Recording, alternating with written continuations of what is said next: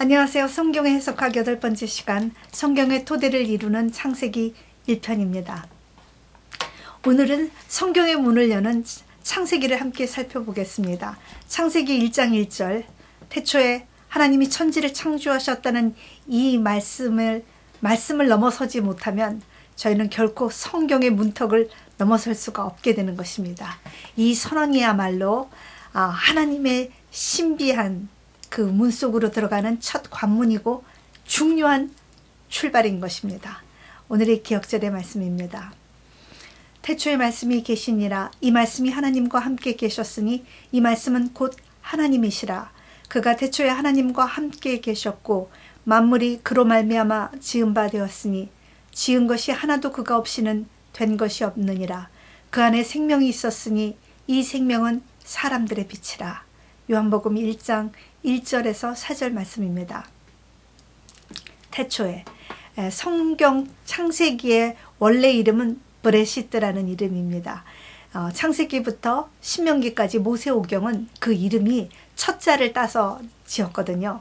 그래서 브레시트 바라 엘로힘 이 말 첫째 나오는 브레시트라는 것이 원래 이름인데 in the beginning 아주 처음이란 뜻이죠. 이것을 70인역에서 번역할 때 헬라어로 번역할 때 그들이 무엇으로 할까 고민을 하다가 무슨 것에 기원이 된다. 그래서 게네세오스라는 단어를 쓰게 되었고 그때부터 제네시스라는 이름을 갖게 되었죠. 창세기는 정말 모든 것의 기원을 밝히고 있습니다. 먼저 창조의 기원을 밝히고 있는데요. 창조, 하나님이 태초에 창조하셨다. 때 바라라는 동사를 사용하고 있습니다. 이 바라라는 동사는 세 개의 동사가 있는데 아사는 제가 두부를 가지고 두부찌개 만드는 거, 이거 아사.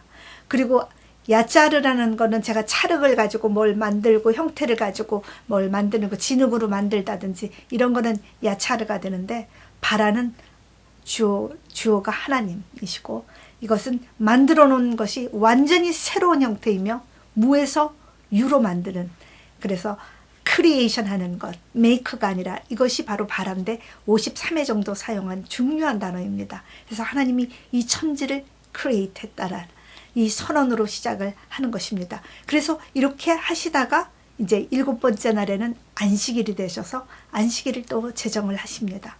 그리고 이제 죄로 인해서 이제 지구가 망가졌을 때 다시 새하늘과 새한 땅을 창조하시는 이 창조의 근원도 바로 처음 창조에 있는 것이죠. 그리고 인간의 근원, 하나님이 어떻게 인간을 만드셨나? 그리고 그 인간이 본질이 무엇인가? 흙으로 만든 것이죠. 그리고 그 남자와 여자 첫 아담과 하와를 만들어서 그들을 하나 되게 하시고 첫 가정과 결혼 제도를 만드셨습니다. 그런데 이렇게 아름답게 만드는 에덴에 이제 범죄함으로 죄가 들어오게 되죠. 죄가 들어와서 이제는 하나님과 생명적인 관계를 할 수 없는 존재가 되자 하나님께서는 이제 두 번째 아담을 통해서 뱀의 머리를 치시고 인간을 구속하기 위한 계획을 이제 알려주시게 됩니다. 이렇게 아담과 하와가 한번 범죄하자 이제 죄가 들어오게 돼서 가인으로부터서는 벌써 이제 형제살인이 일어나죠. 가인이 아벨을 죽이게 되자 하나님께서는 아벨 대신 이제 셋을 주게 됩니다. 셋을 통해서 하나님의 나라가 이어가도록 하나님이 계획하셨지만 이제 셋의 구별된 가족들이 이제 가인의 가족과 섞이면서 피가 섞이면서 하나님의 계획이 수포로 오고 그리고 너무나 많이 죄가 관영하자 새로운 창조인 대창조인 노아의 홍수 사건이 일어나게 됩니다. 노아의 홍수 사건 이후에 이제 노아의 아들이었던 함의 후손 중에 구스의 아들로 니무롯이 태어났는데 고대의 첫 영웅이죠. 그가 신할 땅으로 가서 이제 바벨론이라는 나라를 세우고 또 거기다가 하나님께 저항하는 바벨 탑을 세우게 됩니다. 그래서 하나님께서 이제 언어를 흩으셔서 이제 민족이 분열되죠. 국가가 일어나고 민족이 일어나는데 민족이 분열되는 모든 사건들. 그래서 그런 모든 시조들이 이제 밝혀집니다. 그러다가 이제 12장부터는 족장의 이야기, 12장부터 50장까지는 이제 족장의 이야기로 이 족장을 통해서 하나님의 거룩한 나라를 이루시기 위한 하나님의 언약이 이제 시작이 되는 것입니다. 그래서 창세기의 구조를 보면요. 역시 유대인들은 아주 혈통을 중요시하기 때문에 이 족보가 나옵니다. 톨레도트라고 하는데요. 족보를 히브리어로 톨레도트, 6개의 톨레도트가 나옵니다. 첫 번째로는 아담의 자손의 그 족보가 나오고요. 그 다음에 노아의 아들들의 족보가 나오고요. 노아의 아들들 중에 특별히 셈족에서 이제 결국 아브라함과 이스라엘이 나오기 때문에 셈족의 자손의 족보가 나옵니다. 그리고는 이스마엘의 족보, 그 다음에 에돔의 족보, 그리고 에서의 족보, 6개의 족보가 소개가 되고요. 6개의 족보 톨레도트 사이에 5개의 스토리가 들어갑니다. 5개의 사건이 들어가는데, 첫 번째 천지를 창조하신 사건, 그 다음에 노아의 홍수의 사건, 그 다음에는 이제 그 데라의 이야기, 데라는 결국 아브라함의 이야기죠. 아브라함의 얘기가 11장 27절부터 해서 이제 데라로부터 아브라함의 얘기가 들어가게 되고, 25장 19절에 가면 그때부터 이제 야곱의 이야기가 들어가게 됩니다. 그러다가 37장에 가면 요셉의 이야기가 들어가죠.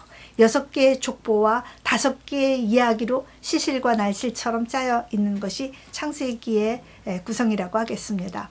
하나님께서 버레싯, 바라 창조하시고 엘로힘, 하나님의 복수형으로 쓰는데 또 바라는 또 단수형으로 썼어요. 그러니까 모든 세 분의 하나님이 한 가지로 한 마음으로 일체가 돼서 활동하시는데, 그러니까 바라 하셨는데 엣 샤마임 하늘, 그리고 버엣 하 아레츠 땅을, 하늘과 땅을 창조하셨는데 정말 하늘과 땅을 창조했다는 말이 아니라 눈에 보이는 모든 것이 그때 창조되었다는 표현인 것이죠. 그렇게 하나님이 눈에 보이는 모든 것들을, 인간이 인식하는 모든 것들을 창조하셨기 때문에 이제는 태양 숭배나 달을 1월 성신이나 이런 모든 고대 민족들이 섬기던 신들은 이제 하나님의 피조물로 상대화되는 거죠. 심지어 신의 현년이라든지 신의 아들로 숭배되었던 왕들, 로마 시대까지 황제가 왕으로 숭배되었는데요. 그러나 분명히 창세기에서는 인간도 어떤 자연물도 하나님의 피조물로 상대화되고 있는 것입니다. 그리고 하나님께서는 만물을 말씀으로 창조하시게 되는데요. 자, 이제 처음에는 흑암과 공허와 기품으로 가득 차여 있었는데 하나님의 성령이 임재하게 됩니다. 그 수면 위로 하나님의 성령이 임재하게 되자 이제 카오스의 이 혼란의 세계가 이제는 질서와 조화의 세계, 카스모스로 변하게 되는 것이죠. 그래서 이 창조는 일회적인 창조가 아니고 이제 새하늘과 새 땅에 이를 때까지 계속 창조가 있는 것입니다. 우리들 인간에게도 우리 새로운 피조물로 변화되는 그런 작은 그러한 창조들은 계속 마지막 창조까지 계속 이어지는 것이죠. 그리고 하나님의 말씀, 하나님의 말씀인 나마르는, 이것은 그냥 말씀이 아니라 말씀은 반드시 이루어지는 약속이고 그리고 능력이며 성취인 것입니다. 그래서 하나님의 말씀은 바로 사건인 것이죠. 언행이 일치하시는 분이십니다. 그 많은 아름다운 창조 중에 특별히 인간은 하나님의 형상으로 창조되었는데요. 하나님의 형상으로 창조되었다는 것은 모든 인간이 다 평등하다는 거죠. 모두가 아무리 유명한 사람이든 아무리 지금 볼품이 없는 사람이든 그 사람 안에는 하나님의 형상이 있기 때문에 모두가 존엄하고 모두가 평등하다는 이 놀라운 사상이 이 하나님의 찌렘 형상이 있다라는 의미이고요. 그리고 우리가 어쩌다가 태어난 인생이 아니라 우리 안에는 우리를 향한 하나님의 분명한 계획이 있었다는 것. 그래서 우리는 의미가 충만한 존재라는 깨달음인 것이죠. 그리고 아무리 별스러운 사람, 대단한 사람도 결국은 하나님의 영광의 빛 아래서 보면 한 줌의 흙에 불과한, 우리는 흙으로 만들어졌다라는 우리의 본질을 깨닫는 것이죠. 우리 안에 생명이 없기 때문에 오직 영원한 생명이신 하나님과 연결될 때만 참 생명이 있는 것입니다. 또한 하나님은 모든 것을 창조하시고 우리에게 위임하셨습니다. 통치권을 주셨죠. 그래서 하나님께서 주신 이 자연을 우리가 훼손하고 파괴하고 낭비할 것이 아니라 잘 관리하고 보존해야 하는데, 안타깝게도 오늘 우리들 주변에 일어나는 모든 자연 현상을 보면 인류가 하나님이 주신 이 자연을 잘 보존하고 관리한 것 같지 않습니다. 지금이라도 이제는 우리는 자연을 잘 보존하고 관리하기 위해 우리가 날마다 쓰는 그 플라스틱도 우리가 조심하고 주의하고 더 아끼고 그래야 되지 않을까 생각을 합니다. 뿐만 아니라 자연뿐만 아니라 하나님은 우리와 함께 살라고 주신 이 공동체에도 청지기 책임을 주셨다는 것을 우리가 인식해야 할 것입니다. 오늘 저희가 함께한 이 기억절의 말씀은 요한복음에 나오는 위대한 선언인데요. 이 서문에는 하나님 예수 그리스도께서 로고스라고 얘기를 합니다. 요한은 헬라 시대에 살았기 때문에 헬라인들이 쉽게 이해할 수 있는 로고스라는 단어를 사용했는데, 이 로고스는 이성적인 원리, 이 비인격적인 이성적인 가장 최고의 이성적인 그 지혜와 원리를 의미하는 것이었는데, 그것을 요한은 초월적인 하나님, 인격적인 초월적인 하나님이라고 재해석하시면서 이 로고스가 바로 인간이 인식하기 그 전에 시간에 있었던 하나님이시고 그리스도이시다라고 얘기하면서 하나님, 그리스도는 하나님과 함께 계셨고 동등한 분이었는데, 이분이 이제 우리 가운데 말씀이 육신이 되어서 우리 가운데 오셨을 때 그분은 창조주이시기 때문에 생명이 있는 것이죠. 그 생명이 있는 분이 우리 범죄한 인간에게 와서 탁 닿을 때 일어나는 현상은 뭐냐면 우리 안에 불이 탁 켜지는 것입니다. 그러니까 밖에서 비춰주는 조명빨이 아니고요, 안에 어두웠던 우리 내면 안에 불이 켜진다는 것이에요. 우리한테 불이 켜지면 어떤 현상이 벌어지냐면 우리가 비로소 내가 하나님의 거룩한 형상을 지닌 의미로 충만한 존재라는 사실을 깨닫게 되는 것이죠. 그래서 우리가 그 빛 안에, 빛이 우리 안에 켜져야지 어떻게 우리가 마땅히 살아야 할지를 깨닫게 되는데, 문제는 어둠의 특성은 그것을 보지 못한다는 것이죠. 그것을 보지 못하는데 특별히 어둠의 특성이 가지고 있는 두 가지: 함부로 하고 아끼지 않는다. 이것이 문제인 것이죠. 그래서 우리가 참 눈이 없어서 못 보는 게 아니라 빛이 없어서 못 보는 것이죠. 이 빛이 안에 켜질 때, 우리 안에 내면에 켜질 때만 우리는 비로소 모든 것을 참으로 아끼고 모든 것을 소중하게 생각해서 내 생명도 남의 생명도 그리고 하나님이 창조하신 모든 것을 진심으로 사랑하고 아낄 수 있게 된다는 것이죠. 이제 둘째 날은 창조의 하루, 욤이라는 히브리어는 하루라는 뜻인데요. 이건 굉장히 많이 나왔죠. 2300회 나온 단어인데, 이것은 24시간, 그러니까 히브리인들은 밤에서 그 다음 밤으로 하루를 치는데요. 이 하루에 밤에 시작해서 척척척척척척 해서 24시간 되는 그 하루, 물리적인 하루를 말하는 것입니다. 이 하루 안에 어떤 신화적인 혹은 어떤 은휴적인, 어떤 상징적인 중생기, 고대기, 빙하기 이런 것이 아니고 그냥 하루, 착착착 하는 그 하루를 의미하는데요. 하나님께서는 또 이렇게 모든 것을 창조하시고는 하루 날을 카운트하셨습니다. 그래서 첫날 이제 빛을 만드셨잖아요. 빛을 만드시고는 하루라고 치셨는데, 그것은 첫째 날이라는 의미보다는 정확하게 번역을 하면 하루, 한 날, 욤 에하드, 한 날로 시작하죠. 그 다음부터는 둘째, 셋째, 넷째, 다섯, 여섯 이렇게 나가는데, 또 여섯째부터, 예비일부터는 정관사 하가 붙습니다. 그리고 안식일에도 하가 붙죠. 그래서 우리가 너무 잘 알고 있지만 하나님의 창조를 다시 한번 우리가 잠깐 다시 더 살펴보겠습니다. 하나님께서 첫째 날과 셋째 날은 나누십니다. 그리고 넷째 날에서 여섯째 날에는 그 나누신 것을 채워 넣으시죠. 그래서 첫째 날에는 빛과 어둠을 나누시고, 둘째 날에는 그 위의 공창과 아래 공창을 나누시고, 셋째 날에는 땅과 바다를 나누시고, 그래서 넷째 날부터는 대칭이 됩니다. 대칭이 첫날하고 대칭이 돼서 그 빛을 이제 채워넣죠. 그래서 해와 달과 별로 채워넣고, 둘째 날에 궁창, 아래 위 궁창 만들었으니까 다섯째 날에는 이제 위에는 새들, 아래는 물고기들, 그리고 세 번째 날 땅을 만드셨으니까 여섯 번째 날에는 바로 여기에 동물들과 땅의 동물들과 사람을 창조하시고, 이제 일곱 번째 날에는 이제 안식하시는 것이죠. 고대 중동에서의 시간은 순환하고 윤회하는 것처럼 순환하고 계속 반복되는 것으로 생각했기 때문에 별로 역사에 의미를 두지 않았다고 합니다. 그러나 창세기의 시간은 다르죠. 창세기의 시간은 직선으로 배열되어서 한 번 간 시간이 돌아오지 않고 이 하루하루 시간은 반복되지 않는 시간입니다. 그래서 이렇게 쭉 가는 시간 속에 사건들이 경험되어지는데 우리는 그것을 역사라고 하죠. 그래서 그들은 그들의 역사 속에서 경험된 하나님을 기록한 것이 바로 성경입니다. 그래서 히브리인들은 대단히 역사를 중요시 생각했고 그 시간의 의미를 남다르게 인식했는데요. 그래서 이 시간, 영원히 돌아오지 않는 이 직선적인 시간 속에 오늘의 선택과 오늘의 행동의 결정은 바로 내일의 결정적인 영향을 준다라고 인식을 하게 됩니다. 그리고 그 오늘 하루는 하나님이 천지를 창조할 수 있는 그 하루, 소중한 하루인 것이죠. 사실 누구도 지구의 정확한 연대를 알 수는 없습니다.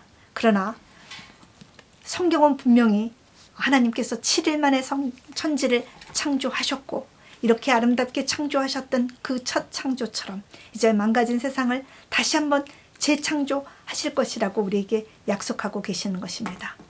믿음으로 우리는 하나님의 말씀으로 천지가 창조된 것을 알고 보이는 것은 나타난 것으로 되지 않았다라고 히브리 기자는 고백하고 있습니다.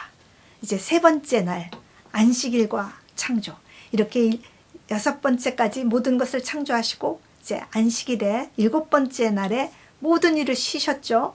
그리고 복을 주시고 또 거룩하게 하셨습니다. 사실 인간은 공간 속에 살기 때문에 이 공간 속에서는 어떻게든지 소유하려고 이제 아둥바둥 열심히 일을 하고 열심히 삽니다. 그렇지만 안식일의 개념은 우리를 그 공간의 개념에서 시간의 왕국으로 초대하고 있습니다. 이 물질의 모든 세계가 시간의 경계선에 닿으면 다 낡고 수명이 다해버리죠. 유대인의 종교는 시간의 종교입니다. 시간은 일정하고 반복된다라고 생각하겠지만 유대인들은 시간은 계속해서 앞을 나가며 다시 돌아올 수 없는 유일하고 중요한, 정말 찰나의 중요한 순간이다. 무한히 귀중하다. 한 해의 장엄한 시간들이 흘러나와서 하루하루는 성전이고 안식일은 대성전, 바로 지성소다라고 얘기를 합니다. 그래서 안식일에 하나님께서는 이제 메노아, 안식일에 쉼을 주셨는데요. 메노아라는 것은 평강, 쉼, 안식. 정말 말만 들어도 마음이 정말 따뜻해지는, 그래서 이것은 하늘 완전한 안식에 누릴 그 안식을 예표하는 그 안식의 맛을 우리에게 조금 주신 것이죠. 그리고 또 이 안식일에 그 시간 속에 하나님이 복을 주셨습니다. 이 복은 지금 현존하는 복이죠. 매 7일마다 하나님이 부어주시는 현존하는 복. 그리고 이제 또 그날을 구별하셔서 거룩하게 하셨는데요. 이 구별도 하늘의 완전한 안식의 때 완전히 거룩하게 될 것에 대한 작은 표징으로 주신 것입니다. 그러므로 안식일은 현존하는 현재와 또 앞으로 장차올 미래가 함께 연합해서 하나님의 축제에 참여하는 거룩한 날인 것이죠. 이 중요한 안식일을 하나님의 모세 오경에서는 어떻게 설명을 하시는지 살펴보면 그 출애굽기에 처음으로 십계명이 선포되는데 출애굽기 20장에 보면은 이제 십계명이 선포되면서 이 네 번째 안식일 계명을 얘기할 때 이렇게 얘기합니다. 하나님이 7일 동안 세상을 6일 동안 창조하시고 제7일에 안식하여서 쉬었기 때문에 너희도 안식을 지키라 하죠.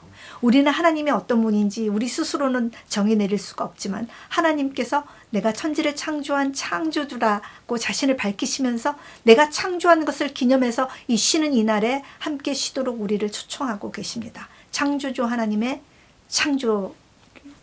그 다음에 똑같이 이제 십계명이 반포가 되는 것이 신명기 5장에 신명기 법전에서는 하나님께서 이 안식일 계명을 얘기하실 때 이번에는 내가 편팔로 너희의 애굽에서 종되었던 너희를 구원한 구원의 하나님이 내가 안식일을 기억하라. 이렇게 얘기하시죠.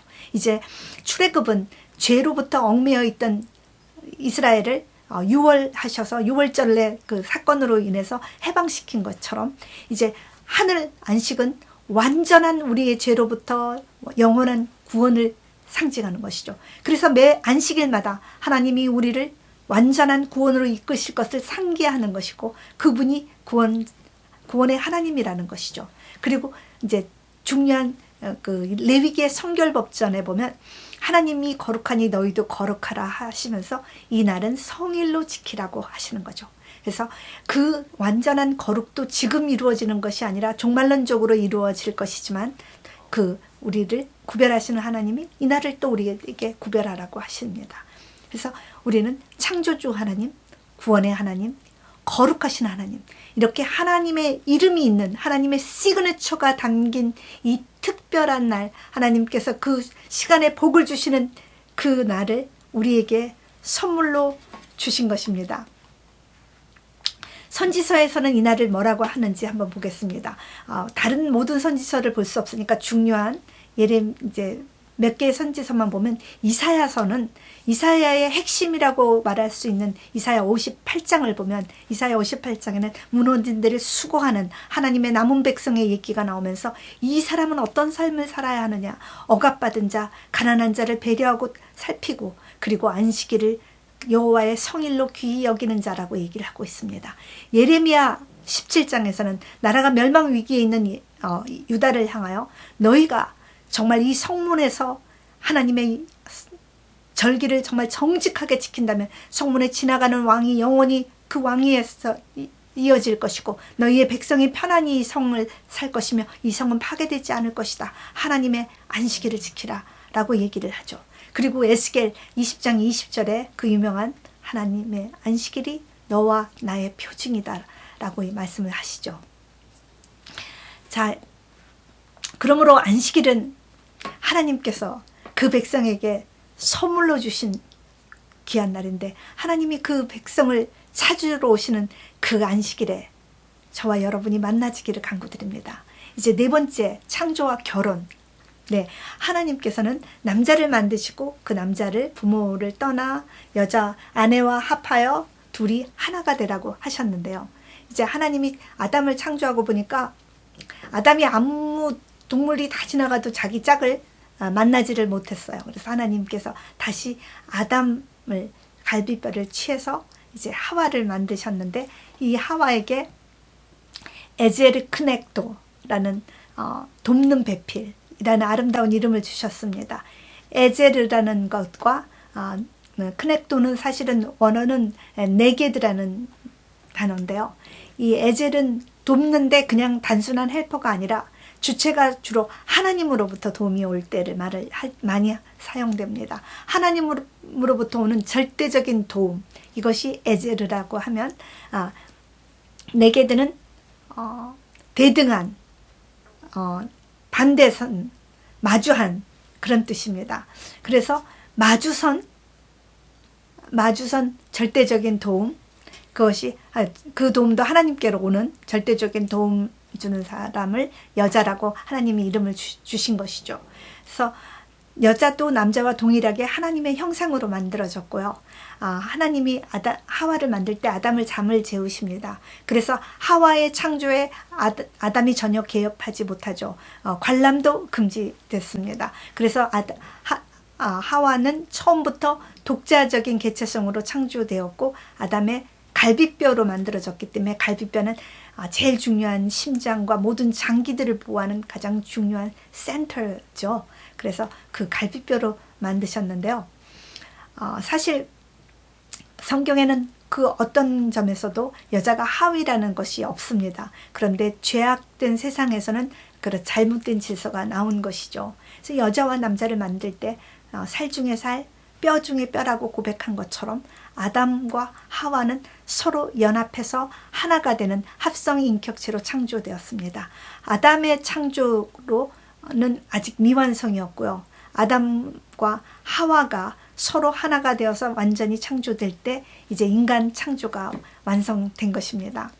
그래서 에덴 동산에는 정말 하나님이 주례를 했던 이 세상에서 가장 아름다운 첫 결혼이 시작되었는데도 불구하고 이제 범죄함으로 이 사랑과 책임적인 관계가 비난, 원망으로 이제 죄가 들어오고 이제 나중에는 자녀들은 살인까지 하게 되는 그런 슬픈 일이 벌어지게 되죠. 그래서 이제 인간의 관계는 하나님의 속성보다는 사단의 속성을 더 닮아서 이기적이고 자기중심적이 되어버렸기 때문에 세상이 파괴하는 것처럼 오늘날 우리의 가정들도 병들어가게 되었습니다. 사실 삼위일체의 하나님은 태초 처음부터 풍성한 사랑에 관계하면서 서로 소통을 하고 계셨죠. 그래서 그러한 아름다운 관계가 확장되도록 인간을 창조하셨습니다. 그래서 만약에 우리의 부부 사이에 심각한 문제가 있다면 제일 먼저 우리는 막 전화하고 누구 찾아가고 하기 전에 이 모든 관계의 원천이신 하나님께 나아가야 할 것입니다. 내가 하나님께 잘 나아가고 있고 하나님과 하나님을 잘 믿는데도 나한테 관계 문제가 있다면 우리는 냉정하게 내가 믿는 하나님이 누구신가? 나는 정말 성경에 있는 하나님을 제대로 알고 있나? 나는 분명히 하나님을 제대로 알고 있고 말씀을 정확하게 알고 있는데도 나한테 여전히 관계에 문제가 있다. 그렇다면 이번에는 나는 그러면 그 하나님과 그 사랑의 하나님과 얼마나 인격적으로 깊은 관계에 있나, 바른 관계에 있나 하고 우리 자신을 돌아봐야 할 것입니다. 만약에 우리가 생명이시고 사랑이신 하나님과 깊은 개인적인 인격적인 관계에 있다면 전혀 소망이 있습니다. 왜? 우리가 다른 사람은 못 바꾸지만 우리 자신은 변화시킬 수 있는데 하나님의 말씀은 재창조하실 능력이 있기 때문에 우리를 변화시킬 것입니다. 남편은 안 되지만 부인은 못 바꾸지만 우리 자신은 변화할 수 있습니다. 말씀 안에서. 성경은 이혼에 대해서 뭐라고 얘기하고 있는가? 모세는 신명기 24장에서 여자에게 허물이 보이면 부끄러운 것이 있으면 이혼장을 써주고 이혼해도 된다라고 하지만 하나님께서는 예수님께서는 말씀하셨죠. 가늠한 연고에는 이혼할 수 없다. 왜냐하면 남자와 여자를 짝이 돼서 하나 되게 하신 하나님이 정말 원하는 것은 헤어지는 것이 아닌다라고 말씀하신 것이죠. 그런데 사실 전혀 다른 남자와 여자가 서로 맞춰서 딱 맞는 퍼즐이 된다는 것이 정말 쉬운 일이 아닙니다. 내 자아를 뾰족한 내 자아를 계속 갈고 닦고 샌드페이퍼로 손 밀면 막 피 나잖아요. 사실 피가 납니다. 너무 다르기 때문에 갈아야 되고 잘라야 되고 뽑아내서 사랑은 포기하고 이해하는 것을 배우는 것이니까요. 그 용광로에 들어간 금속이 아름다운 형태로 나오는 것처럼 우리가 끊임없이 나를 포기하고 나를 양보하는 것을 배울 때야 우리는 비로소 용납하고 이해하며 깊이 서로 사랑하고 마주볼 수 있게 되는 것이니까요. 성경의 결혼은 한 남자와 한 여자입니다. 한 남자와 많은 여자도 아니고 남자와 남자 혹은 남자와 여자가 아니죠. 이러한 관계는 사실 자녀를 하나님의 축복인 자녀를 가질 수 없고 그러면 부모에게 공경할 수도 없기 때문에 하나님의 계명과 분명히 부조화를 이루는 삶입니다. 성경의 말씀을 우리의 기호나 혹은 취향이나 우리의 선택으로 해석할 수 없는 것이죠. 분명히 하나님의 말씀은 하나님의 자녀는 하나님의 말씀을 그 주신 말씀 그대로 받아들이는 용기와 믿음이 필요할 것입니다. 5번째, 창조와 타락. 에덴 동산에는 정말 아름답고 풍성함으로 가득 차 있었고 우리에게는 인간에게는 자유가 있었습니다. 그러나 동산에 있는 한가운데 있는 나무는 생명과는 먹지 못하게 되어 있죠. 왜냐하면 우리는 피조된 피조물이기 때문에 모든 것을 다 하는 것이 아니고 분명히 창조주의 명령에 순종해야 하는 존재인 것입니다. 제가 시트콤으로 잠깐 만들어 보겠습니다. 이제 뱀이 하와에게 살금살금 다가와서 얘기합니다.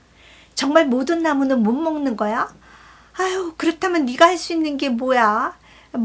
그러면 하나도 낙원도 아니네. 이러면서 이제 자극을 하죠. 그러니까 이제 하와가 뾰루퉁 입이 나와가지고 아니야, 나 먹을 수 있어. 그런데 저 중앙에 있는 나무는 만지지도 먹지도 못해. 어쩌면 나 죽을지도 몰라. 이렇게 변형돼서 대답을 하죠. 그러니까 뱀이 말합니다. 헐, 대박. 죽기는 왜 죽어? 안 죽어. 그걸 먹으면 선악을 아는 하나님같이 되니까 하나님이 그래서 못 먹게 한 거지. 그러니까 하와가 말합니다. 그래? 그러면 어서 먹어봐야지. 당장 먹어봐야겠네. 네, 저희는 이렇게 짧은 상징적인 대화를 통해서 인간의 내재된 욕망을 보게 되는 것입니다. 나는 하나님 없이 살 수 싶다. 내 인생은 내 것이고, 그리고 나는 내 욕망에 따라 나에게 명령하는 그런 존재로 살고 싶다. 나는 정말 내게는 완전한 자유가 있다. 만세! 이러면서 선언을 하는 것이죠.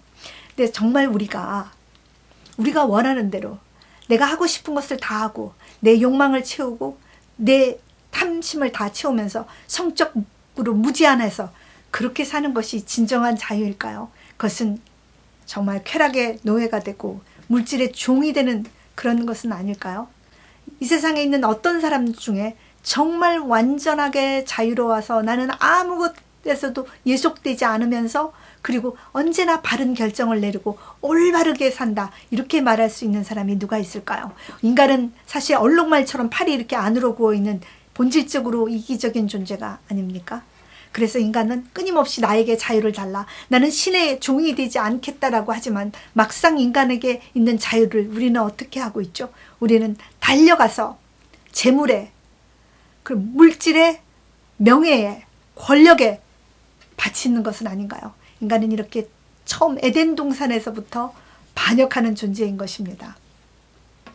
사실 저는 제 몸 안에 있는 DNA의 게놈의 조합도 모르고 있기 때문에 이 천지를 창조하신 하나님의 오묘한 그 모든 신비를 다 알 수는 없습니다. 그러나 분명한 것은 천지는 하나님이 말씀하시기를 천지를 7일 만에 완전하게 지으셨다고 말씀하셨고, 그리고 그 지으신 하나님이 이제 새하늘과 새 땅을 다시 우리를 위해서 예비할 것이라고 말씀을 하셨습니다. 그리고 우리는 어쩌다가 생긴 존재가 아니고 하나님의 귀한 형상이 있는 존재이기 때문에 우리는 의미로 충만한 존재이고 하나님의 뜻을 이루는 삶을 살아야 한다는 것입니다. 그래서 우리가 아담의 반역으로 인해서 우리 삶에는 죽음이 찾아왔고 고통과 아픔과 눈물이 있는 세상이기에 하나님께서는 우리와 다시 화합하시기 위해서 다시 찾아오셔서 임마누엘 하셔서 우리를 구원하시고 우리를 위해서 자신의 생명을 주셔서 우리를 완전히 구원하셨습니다. 그리고 새 하늘과 새 땅을 저희를 위해서 또 다시 약속하신 것입니다. 사실 창조는 단 일회적인 것이 아니죠. 절망과 아픔과 죽음과 이별이 가득 찬 이 세상이지만 하나님의 성령이 우리 삶 가운데 임하신다면 우리는 다시 이 절망과 아픔과 이 무의미 속에서 벗어나 의미로 충만하고 사랑과 소망으로 충만한 새로운 피조물로 거듭날 수 있는 것입니다. 하루하루는 하나님이 천지를 창조하실 그 충만한 하루인 것입니다. 그래서 오늘 이 하루 우리에게 하나님의 놀라운 창조가 임하시는 그 한날이 되시기를 간구드립니다. 감사합니다.